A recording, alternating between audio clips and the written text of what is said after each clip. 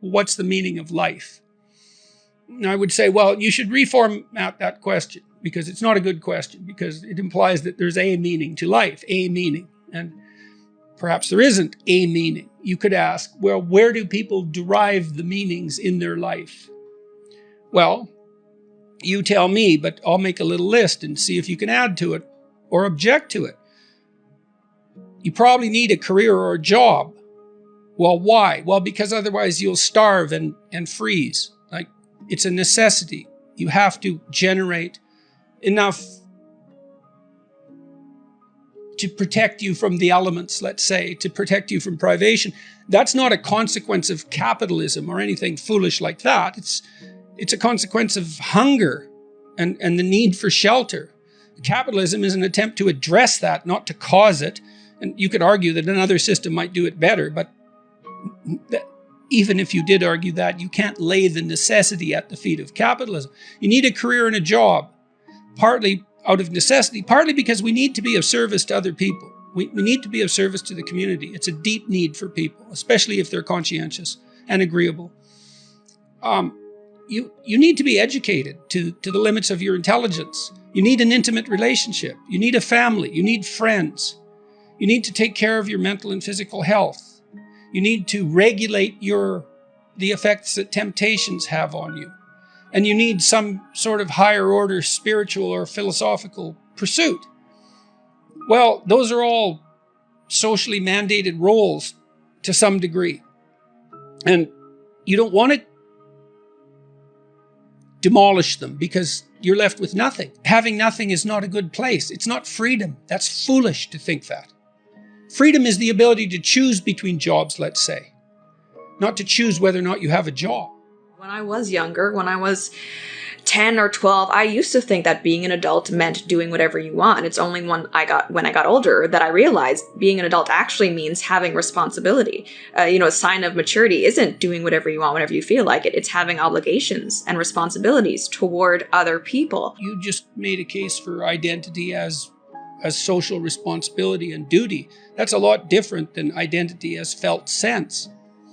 I mean, it's just not helpful to have your identity be your felt sense because it doesn't buy you anything.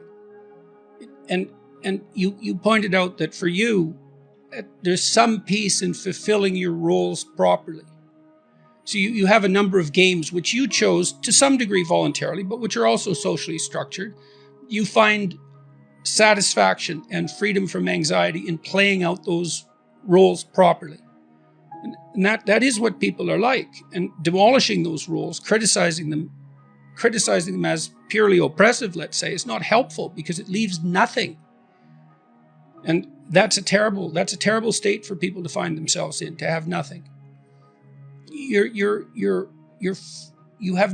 very fortunate if you're constrained by a number of functional roles. It's what everybody needs. I mean, some people need less of that than others. If you're highly open in your personality, so fundamentally creative, and you're low in conscientiousness, so you don't like order, you don't need order, well, a little bit of structure goes a long way, but there aren't many people like that who are highly functional. It's also extraordinarily difficult to make your way in the world as a spontaneously creative person. It's very difficult to monetize that. Some people do it extraordinarily well. They're geniuses. Even they're very rarely economically successful. Some people find it harder than other people to make a schedule. One thing you might consider doing is doing the personality test at understandmyself.com and seeing what you're like.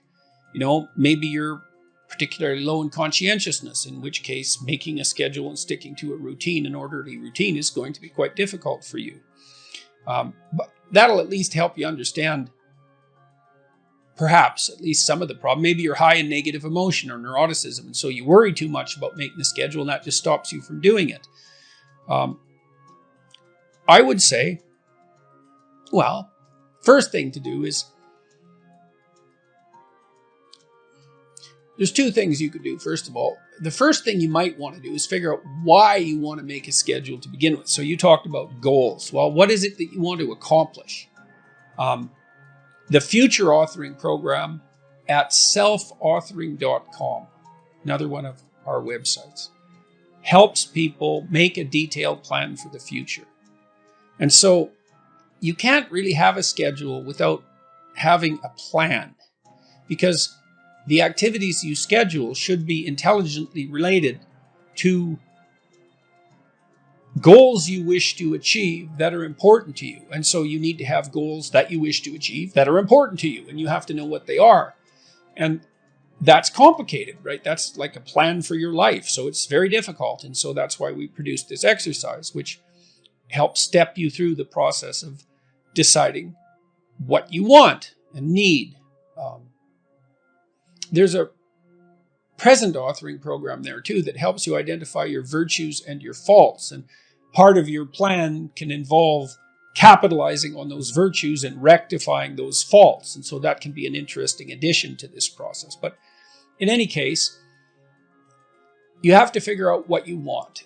And then you have to figure out how to decompose what you want into actionable steps, right? And those would be the sorts of things that you could put in a schedule. Now, that would mean that your schedule would hypothetically consist of things that maybe you don't exactly want to do, although that would be good, but at least you understand the importance of doing and are therefore somewhat motivated to do.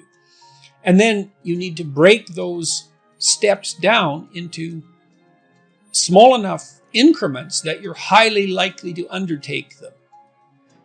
So for example, this is a trivial example. Maybe you have to do a report on a given topic for school, and you're not very good at that. Well,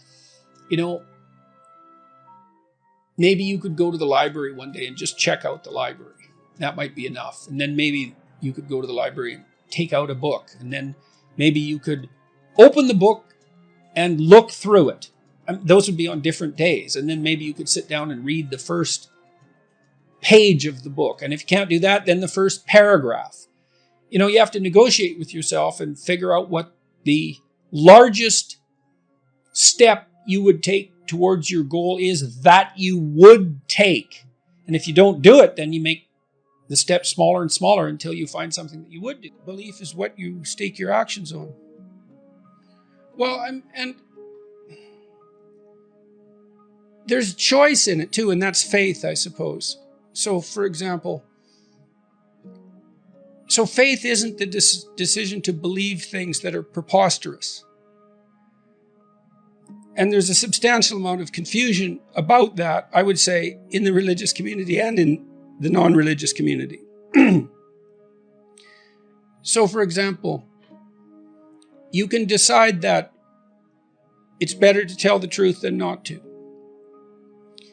And it's a decision because you're not basing your action on your observations of the outcome of the actions that stem from that decision. You've decided to look at things in a certain way. So I could say, I've decided to do what I can to say what I believe to be true, because I have decided that, to believe that, to assume that, to have faith in the proposition that there's no better way forward than the truth, no matter what it looks like.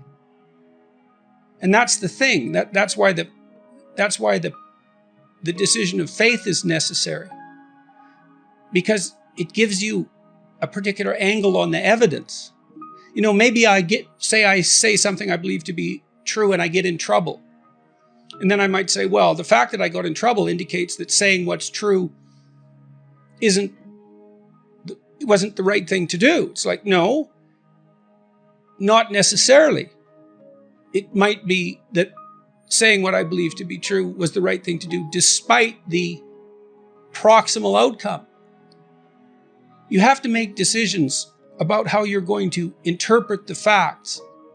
You have to make decisions about that. Those are decisions of faith. And so then you decide what you have faith in. Well, here's some things that I would like to have faith in if I could manage it, if I could be strong enough to manage it, let's say. I'd like to assume that existence is worthwhile and that we should all work for its furtherance and its benefit. And you say, well, is that true? Well, there's a lot of suffering in life.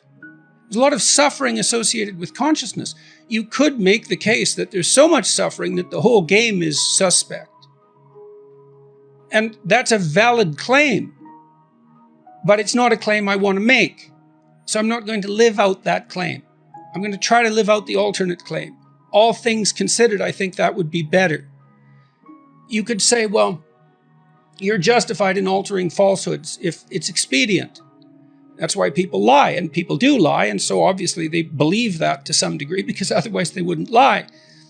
But you could decide that you're not going to do that because that's wrong. Well, that's not so much an observation as a proposition. I'm going to live my life as if that's wrong. And I've derived both of those principles. Let's say the wish for the furtherance of being and the idea that truth is redemptive. Those are fundamental Judeo-Christian propositions, maybe the most fundamental Judeo-Christian propositions. They seem to me to be valid, or valid enough to stake my life on. And that's the decision of faith. What are you going to stake your life on? That's manifested in action.